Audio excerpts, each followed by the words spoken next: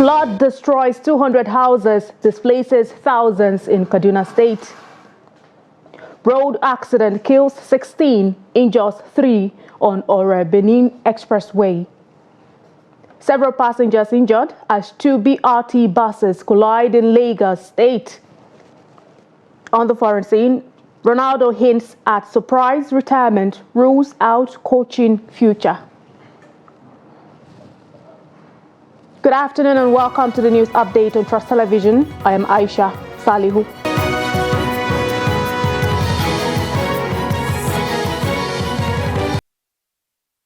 The news in detail.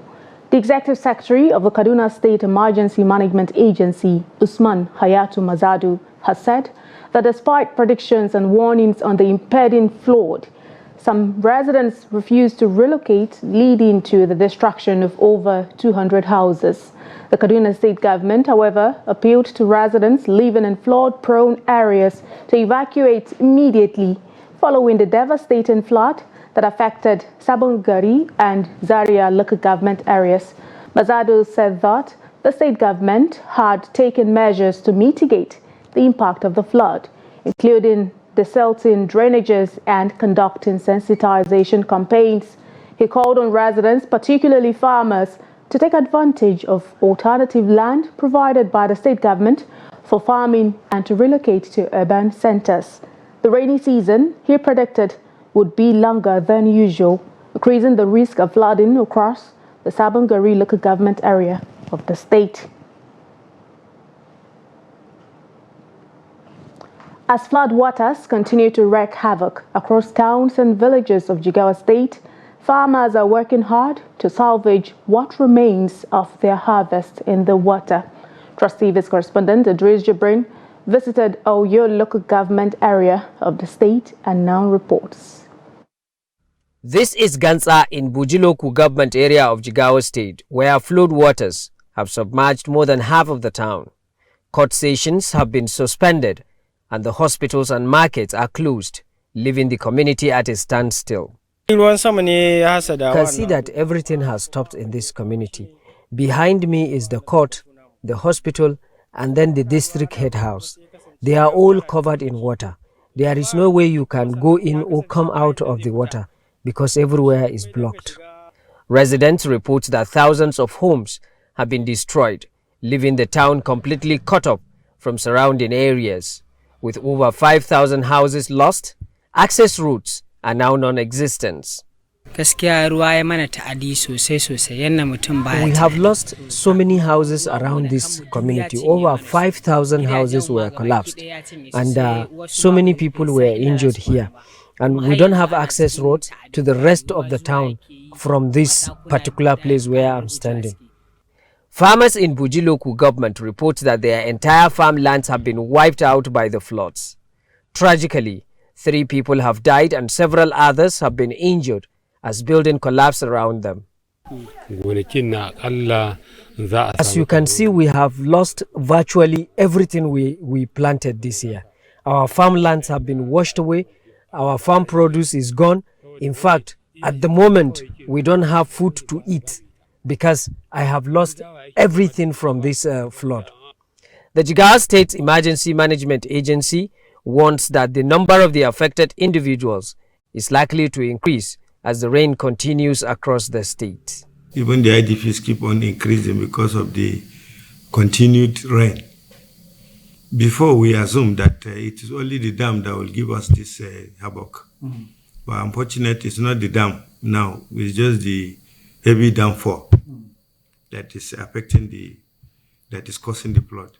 Behind me is the local government secretariat of Buji in Jigawa State and the divisional police headquarters.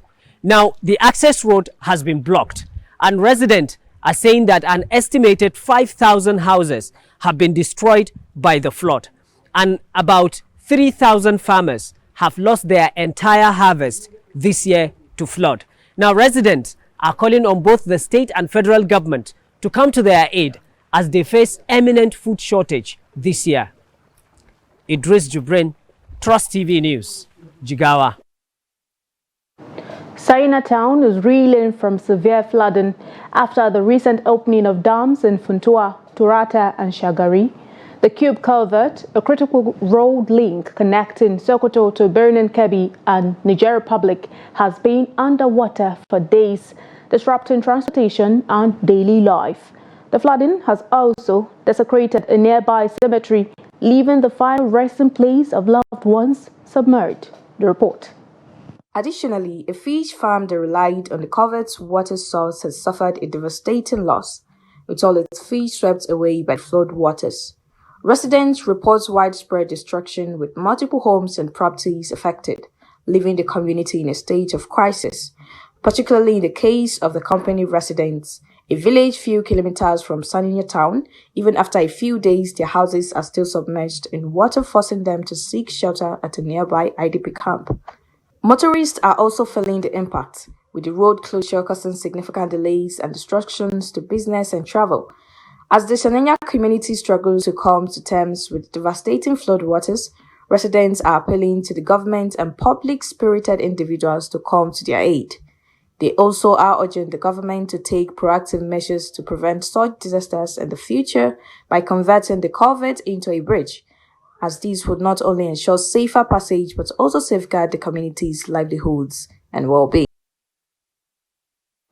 And to a sad development, no less than 16 persons have lost their lives in an accident on the Ora-Benin Expressway. According to the Ondo Command of the Federal Road Safety Corps, 3 persons were also injured in the accident that occurred on Monday night. Spokesperson of the command, Samuel Ibitoye, in a statement, said the accident involved a Toyota Hiace bus and a truck around the Ajue community. He said the crash was caused by overtaking and excessive speeding, which led to a head-on collision. Ibitoye advised drivers to prioritize caution and defensive driving techniques, adding that excessive speed is a major contributor to road accidents in Nigeria. Also, many passengers were injured following a late-night collision involving 2 bus rapid transit buses at the Yana-Ipaja area of Lagos on Tuesday. According to a post on X by the Lagos State Traffic Management Authority, the accident occurred within the BRT lane on Lagos-Abeokuta Expressway around Danko Fueling Station. It added that the wounded persons had been rushed to a nearby medical facility for treatment. An additional statement by the head of the Public Affairs Unit, Lagos State Emergency Management Agency, Nosa Okumbo, said investigations at the scene revealed that the BRT bus headed inward Iyana-Ipaja in an attempt to avoid crushing a commercial motorcyclist with passengers plying the BRT corridor illegally, collided with an incoming BRT bus. According to Okumbo, no lives were lost as a result of the incident. Still in Lagos State, the Lagos Mass Transit Red Line Rail will begin partial operations today. This was announced by the spokesperson for the Lagos Metropolitan Area Transport Authority, Kolawole Ojelabi, in a statement on Tuesday. According to LAMATA, the Red Line Rail is one of the 6 rail lines in one monorail prescribed for Lagos in her Strategic Transport Master Plan. The trains will convey passengers freely and run 4 daily trips between Oyingbo and Agbado. It is also a transport project connecting Lagos with Ogun State, as many Lagos workers and business owners reside in Ogun. And to security matters, the International Criminal Police Organization has arrested more than 300 people with links to one of West Africa's most feared criminal networks, Black Axe, and other affiliated groups. The Black Axe is a secretive criminal network involved in trafficking, prostitution, and killing operations around the world. According to a release by the organization, the operation has led to hundreds of arrests, the seizure of assets worth $3 million, and the dismantling of multiple criminal networks around the world. Operation Jackal 3, which ran from 10 April to 3 July across 21 countries on 5 continents, targeted online financial fraud and the West African syndicates behind it. Over 400 additional suspects were also identified, including the blocking of more than 720 bank accounts.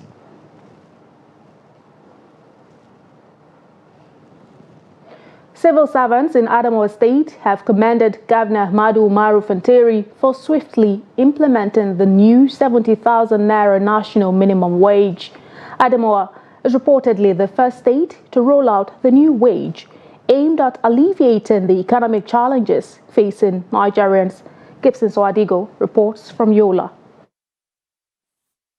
The extra amount in the August salary of Adamawa State civil servants came as a pleasant surprise, sparking widespread joy.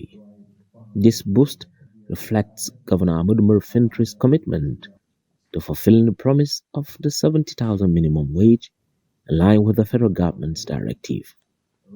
The governor affirmed his readiness to uphold the law, stating he will not contest what is now a legal obligation. So we felt there is nothing that is too much for you. We felt even if the government will plead, we have to satisfy our workers. And by the way, it is not our choice, it has become a law. So why do I need to delay a day to implement what has become a law? Why do I need to drag with my workers? Why is it that it is only when it affects the workers, when it affects the common man, that government usually tracks?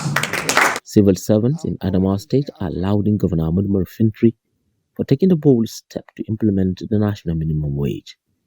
They highlighted that Adamawa is not only excelling in infrastructure development, but also prioritizing human capital development under the PDP-led government. While his colleagues in some other states are shying away from their obligation to more especially workers, here in Adamawa State it has always been a good one for us. It was a big amount that every worker should appreciate because it's motivating, it's encouraging, and the fact that it is coming at this crucial time, that makes it even more, appreciative, because it will go a long way in addressing some of the challenges we are facing. Civil servants who are working with the Post-Primary Schools Management Board received the highest share due to the way the new minimum wage is being structured in Adamawa State.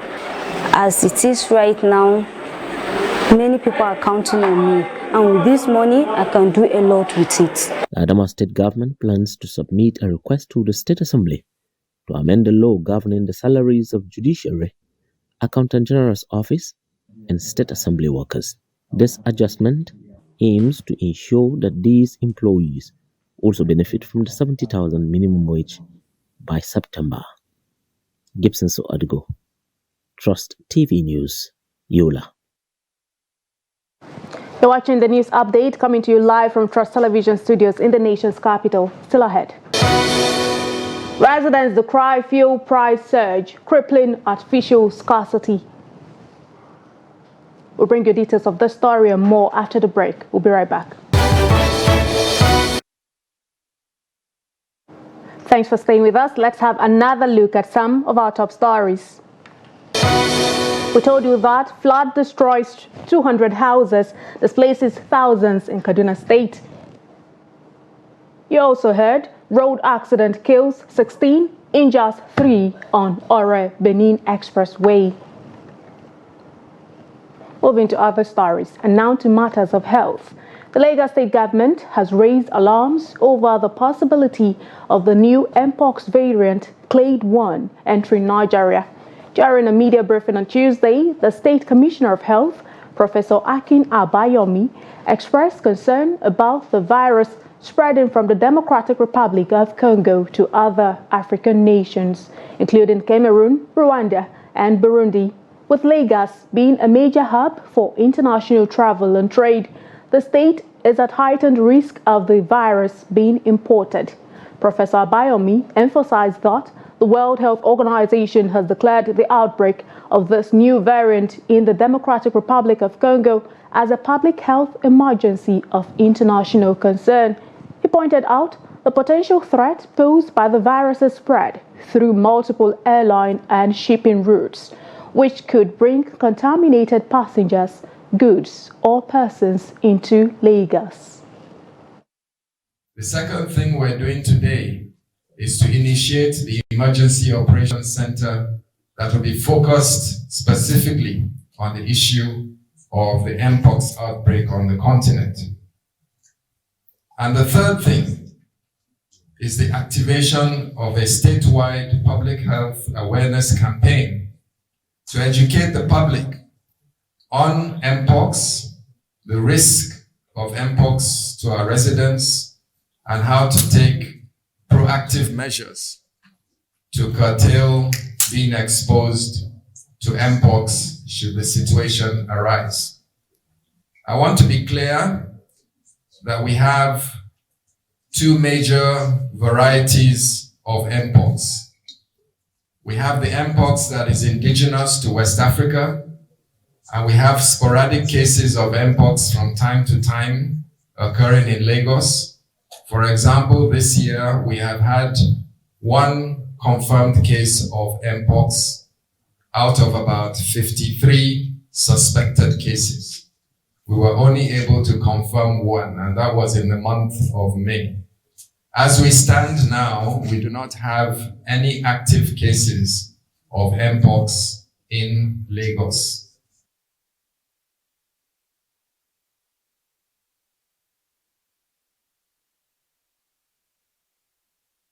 Residents of Ogun State are expressing frustration over the ongoing fuel crisis, lamented the surge in the price of a litre that has hit 950 naira to 1,000 naira per litre. Trustee Ajibade Awofeso, who monitored the situation, tells us more in this report. Long queues have resurfaced at filling stations, particularly those selling at relatively low prices. Motorists at the NNPC mega filling station in Okemoson, Abeokuta, who shared their concern with Trust TV, lamented that the situation is unbearable, adding that with a life already difficult for the ordinary Nigerians, the fuel price increment and artificial scarcity are making it worse. Actually, we are facing a lot as a transporters for now. So the situation is so worse. For instance, it's only NNPC that is selling the control price. The other stations, they are selling 900, 920, 950, which is not done. We are passing through a lot and the situation is so worse. But they don't do our rights. We are dying every day. Crisis. Suffering. 7,000. This is not right. This is we have tired of this government. Very bad situation.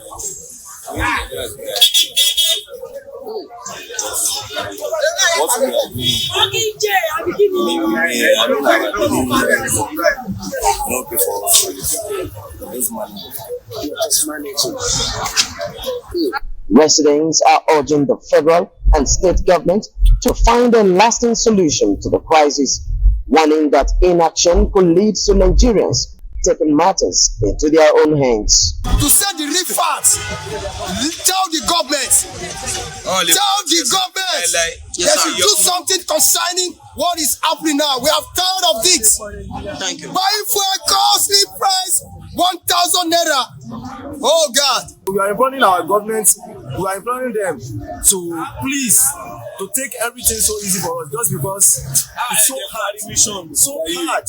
While Nigerians await the promised economic reforms under the tinubu-led administration, many states are struggling with the harsh realities of the reforms, and Ogun State is not an exception. From Abeokuta, the Ogun State capital, Ajibade Awofeso, Trust TV News.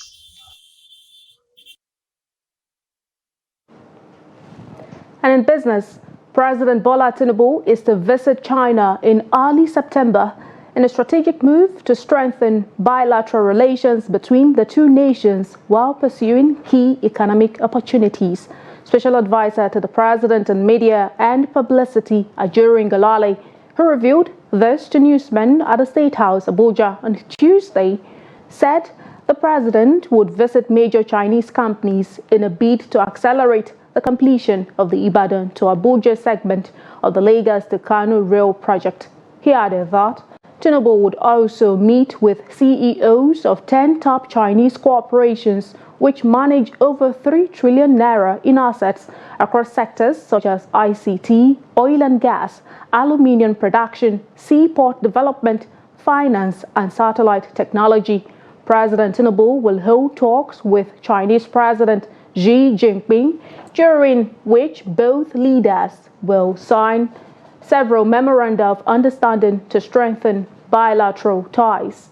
In the course of the meeting, the two presidents are expected to discuss broader issues of mutual interest, including economic partnerships, security at national, regional, and international levels, and other global challenges. His Excellency, Mr. President, would thereafter join the FOCAC summit, where several African heads of state will be present to engage with Chinese leaders on various important matters. At this FOCAC summit, His Excellency President Bola Ahmed Tinubu, in his capacity as the chairman of the ECOWAS Authority of Heads of State and Government, will deliver remarks on behalf of the region and certainly would proceed to the high-level peace and security plenary, where he will further deliver remarks on peace and security in the region and in Africa in his capacity as the President of the Federal Republic of Nigeria. This engagement is expected to yield very tangible, immediate, and future dividends for the sake of the Nigerian economy and for the benefit of the Nigerian people. And the President is placing a premium on deliverables, ensuring that this is not a talk shop, but that this is something that will yield results for our people, justifying any expenditure that is made during the course of this trip.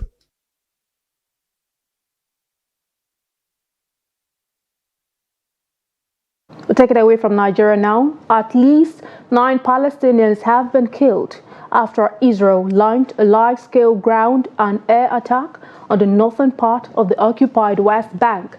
According to health officials in the territory, the incursion, which began early on Wednesday, involved hundreds of ground soldiers supported by fighter aircraft, drones, and bulldozers, targeting 3 areas simultaneously: Jenin, Tulkarem, and Tubas, in the largest assault in 2 decades. The director of the ambulance department at the Palestine Red Crescent Society said Israeli forces killed 4 people in the Farah refugee camp in Tubas. The Red Crescent said its teams were having trouble reaching the injured because Israeli forces were preventing ambulances from entering the area. The Palestinian Health Ministry said 2 people were killed in Jenin, while 3 others were slain when an Israeli drone struck their vehicle in the nearby village of Ser. And in sports, Cristiano Ronaldo has revealed that he plans to bring his illustrious career to a close next 2 or 3 years. The 39-year-old, who will turn 30 on February 5, 2025, continues to excel with Al Nassr in Saudi Arabia and remains active on the international stage. In a recent interview with Now, Ronaldo revealed that his retirement from international football will be a spontaneous decision, catching everyone by surprise. The Portuguese star, who recently faced speculation about his future after a goalless UEFA Euros campaign, remains committed to his national team duties under coach Roberto Martinez. Dismissing the idea of coaching, Ronaldo hinted at exploring ventures outside soccer, continuing to build his brand. And that concludes the news update at this hour on Trust Television. Do not forget, you can always follow us across all of our social media platforms and also join our YouTube live stream for more news, programs, and documentary. I am Aisha Salihu. Thank you so much for watching. Join us again.